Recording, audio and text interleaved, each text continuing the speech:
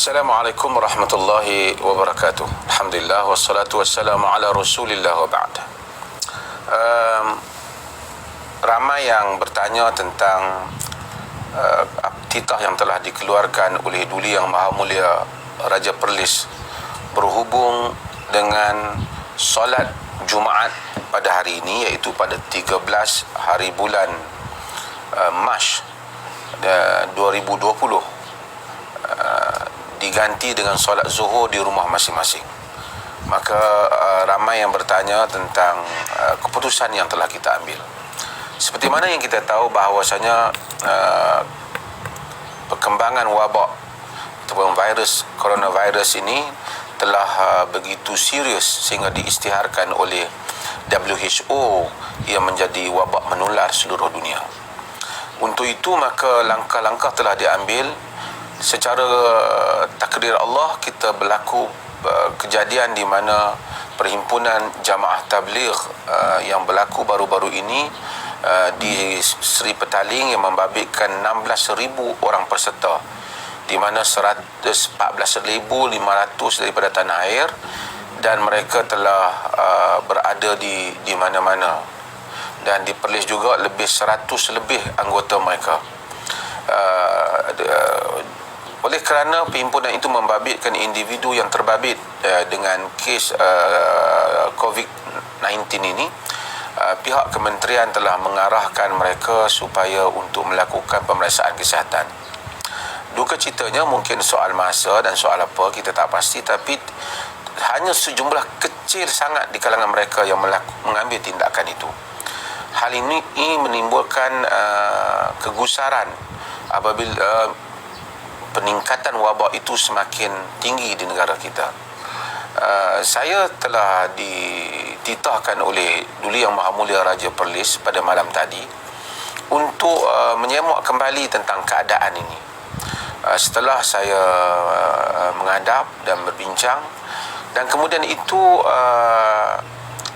yang berbahagia Datuk Nur Hisham selaku Ketua Pengarah Kesihatan Malaysia telah menghubungi saya dan memberitahu tentang keadaan yang serius ini.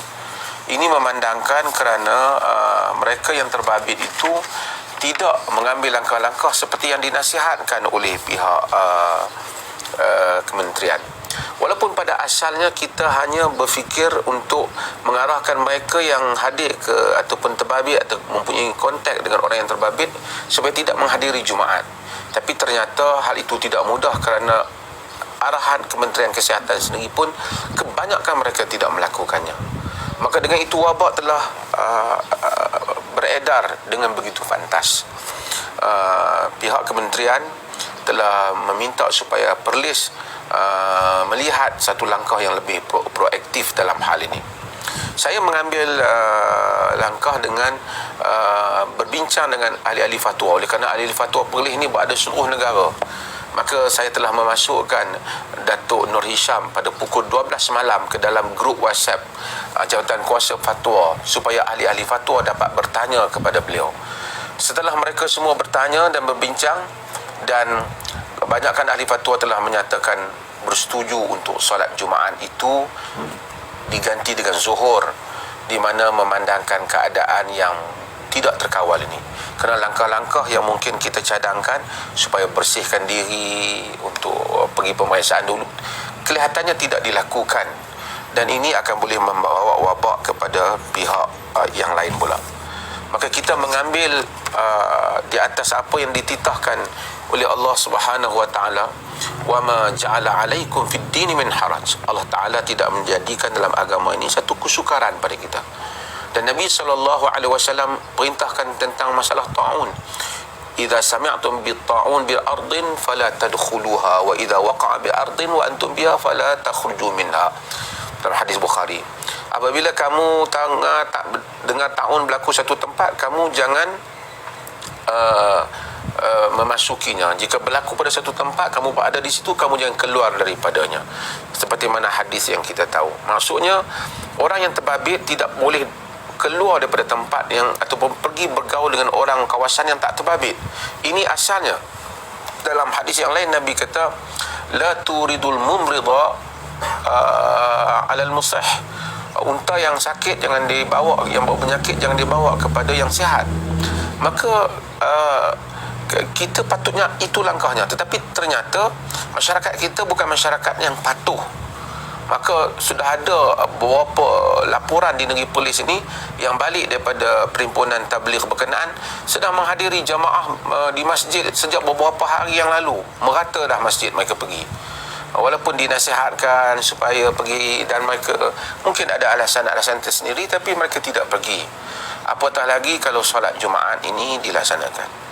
Dan agama di atas kaedah darul mafasid muqaddam ala jalbil masalih, menolak kemafsadatan, kerosakan itu lebih diutamakan daripada menarik kemaslahatan. Yang menolak kerosakan itu diutamakan daripada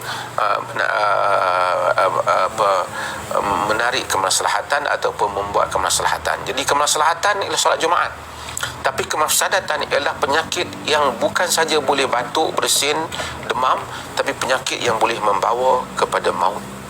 Dan agama menyatakan wala taqtulu anfusakum innallaha kana bikum rahima. Kamu jangan bunuh diri kamu, Allah sayang pada kamu.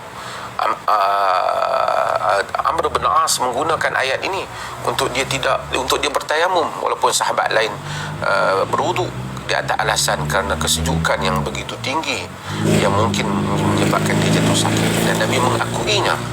Dan kita tahu bahawasanya keadaan kita ini bukan sekadar jatuh sakit, risikonya sangat tinggi. Wala tulqu bi aidikum ila tahlukah, jangan kamu campakkan diri kamu ke dalam kebinasaan. Mengambil kira semua persoalan ini dan banyak lagi dalil-dalil agama yang lain, dan mengambil kira peranan ulil amri, iaitu memastikan kemaslahatan rakyat. Di atas itu maka raja pemerintah telah menilai pandangan-pandangan ini dan bersetuju dengan nasihat jawatan kuasa fatwa, yang mana jawatan kuasa fatwa itu berpandukan kepada nasihat dan pandangan yang telah diberikan oleh Kementerian Kesihatan Malaysia.